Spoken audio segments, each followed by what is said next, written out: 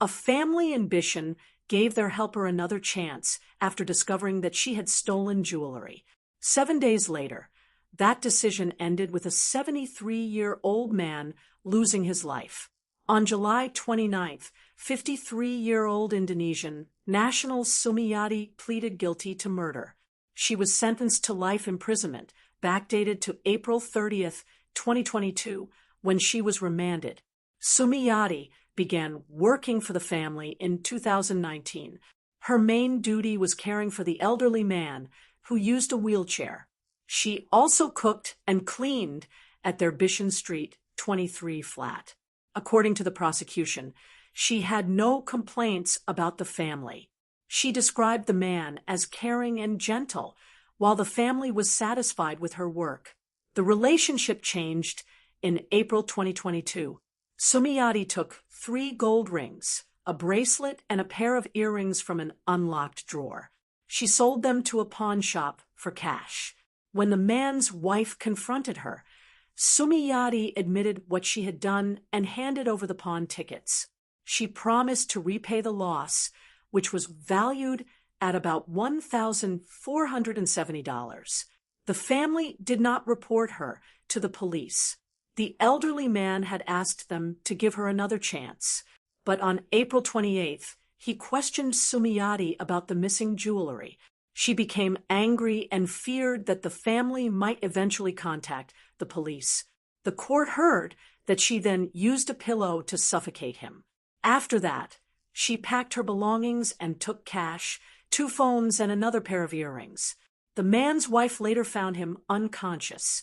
Paramedics pronounced him dead at the flat. Sumiyati was arrested the following day. Her lawyer told the court that she had faced financial hardship, failed marriages, and several alleged scams in Indonesia. Sumiyati also claimed that a man with supposed spiritual powers had placed her under black magic. However, the judge repeatedly checked whether she was saying that the offense was beyond her control. Through her lawyer, Sumiyati confirmed that she had acted voluntarily. An Institute of Mental Health Assessment also found that she was not of unsound mind at the time.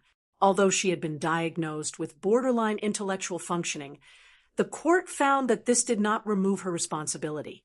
Here is the difficult part of the case.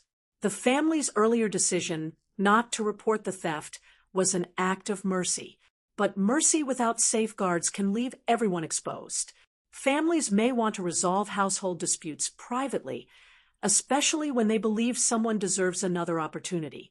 Yet theft, threats, or escalating conflict should not be treated as ordinary misunderstandings.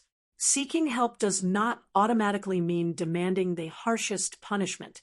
It can mean contacting the employment agency, arranging mediation, separating the people involved, or asking the authorities for guidance before emotions become dangerous.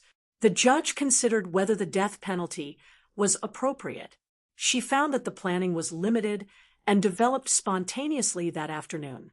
The offense was described as a horrific tragedy, but not one that met the level of viciousness required for a death sentence.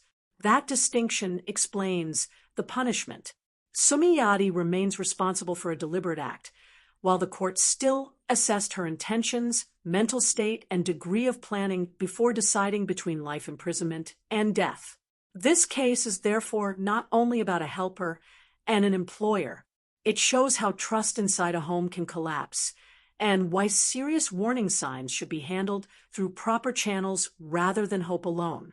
Do you think the family was right to offer a second chance? Or should the theft have been reported immediately?